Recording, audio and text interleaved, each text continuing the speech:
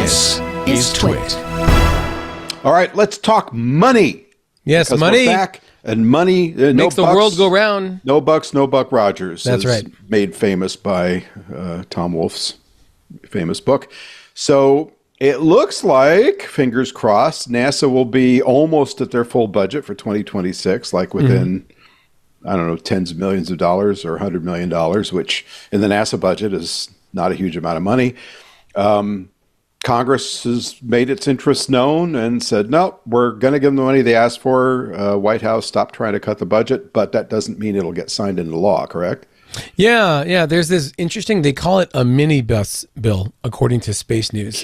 Where, I know, so as opposed to an omnibus, which is like everything, right? This is very targeted for NASA, I believe also for NOAA and the National Science Foundation are included in this minibus. So it's those three agencies in terms of an appropriations package. And it was released on the 5th, so earlier this week, that they had settled both in the House as well as in the Senate on a budget for NASA that's about $24.4 billion for the fiscal year that we're currently in, fiscal year 2026. And what that means, though, is that a lot of the cuts, well, the majority of the cuts, like the really deep ones that the Trump administration had put out last year saying we're going to cut all this stuff and it's going to be, super draconian to Earth science. We're going to cancel all these missions, yada, yada, yada, 20% cuts for James Webb, for Hubble, like all of that, just really severe, clawbacks or cutbacks. They're going to say no to all that. This is going to fund a lot of that stuff going forward. However, there are some issues there. It is a little bit less, like you mentioned, about $400 million less than what NASA received in 2024, and then in 2025 under a continuing resolution. That was about 24.8 or 24.87 billion. So, but it's still roughly on the level year on year. And it is. If I could just make a point, their expenses should be reduced roughly commensurately because they let go of so many people. Well, you would probably, for that as a case, but the Trump administration wanted only $18.8 billion. That's $6 billion less than what the Senate and the House want to give NASA right now. So that is like 3 space shuttle missions, or like an entire space shuttle program for the year. That's like the kind of thing that they were talking about cutting out. And then taking a lot of money from science, a lot of money away from science. Yeah, most of it, so that they could try to push this moon program. So I think what this means is that, the Senate and the House they're planting a flag to say this is where we stand on NASA's budget and where we want to see the spending go because of the people that we represent in our home districts or our home space centers, et cetera, et cetera. And this is what we want to see because they are both on the same page about this. So most likely they will pass. And I think on the House side, it may have already passed, or in the Senate side. On one of the sides, I think I saw a headline today that it had passed, and now it's going to the other side for that. So now Trump could always veto it, but having what appears to be bipartisan support in both the House and the Senate would suggest that they could overcome a veto and make it law anyway.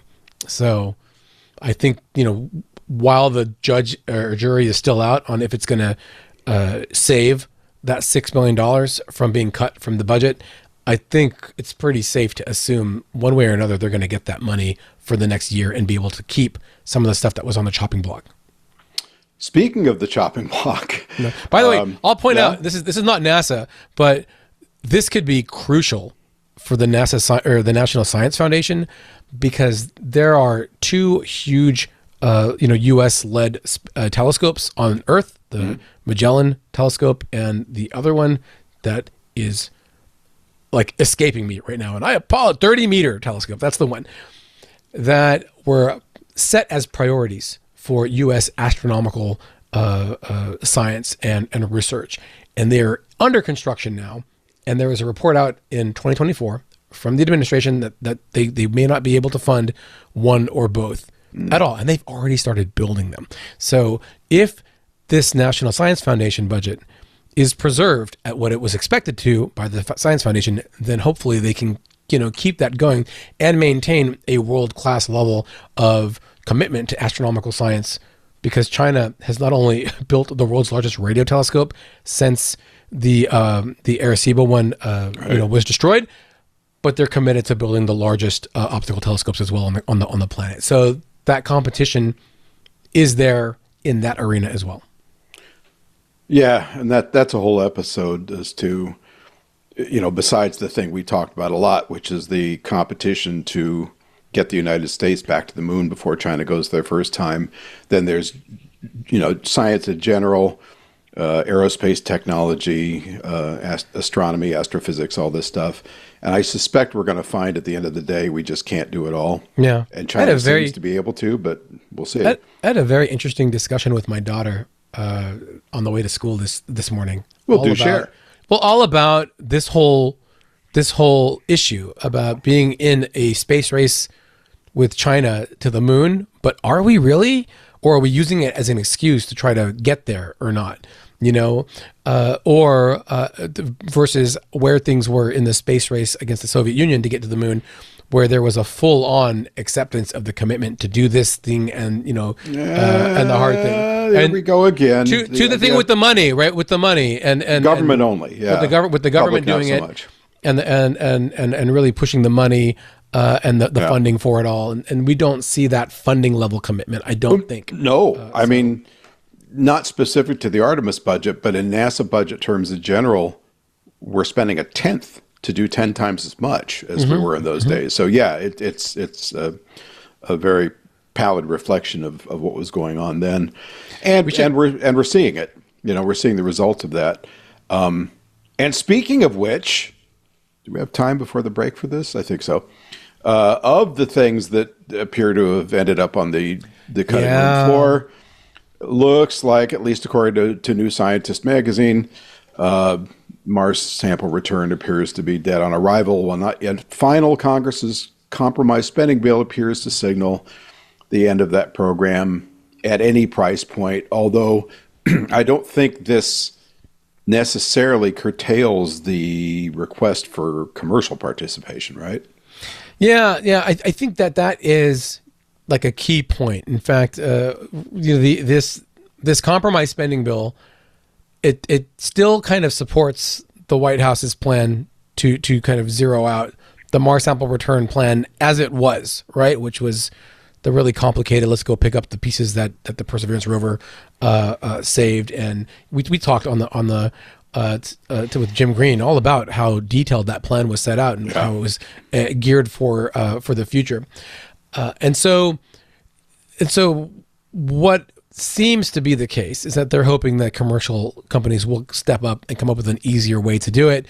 Because if China gets there first and brings back those samples of Mars, it's likely going to be something that's a lot simpler, or they land, they grab the dirt, and they get it in the capsule and they bring it back, instead of something so complicated to go pick up a bunch of samples, that are in a pile somewhere on the surface of or on the rover, or on the rover, right? Yeah. So at least one company, Rocket Lab, has put out a statement saying that they really think that commercial companies are going to be able to do that, because Rocket Lab wants to do that. They want to do a Mars telecommunications orbiter as a precursor to show that they can land on the Mars, and they've already sent 2 of their own little small vehicles, the Escapade probes for NASA, to Mars with Blue Origin's launch late last year.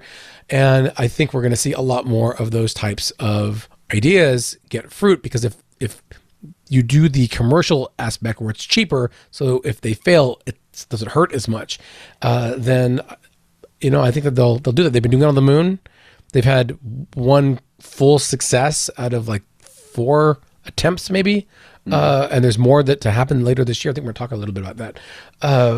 So that could be a model that could work. Plus, what some of the critics, or not critics, but the proponents of this bill are saying is that, well, if the money that you save on this really complicated Mars sample return, you can now go back and revive the Venus probe missions that were on the proverbial chopping block, or other different missions to asteroids, etc. that we were tabling for now, that kind of thing. If you like what you just saw, be sure to check out This Week in Space. You can catch us on your favorite podcast app or subscribe to our YouTube channel using the links below. Thanks.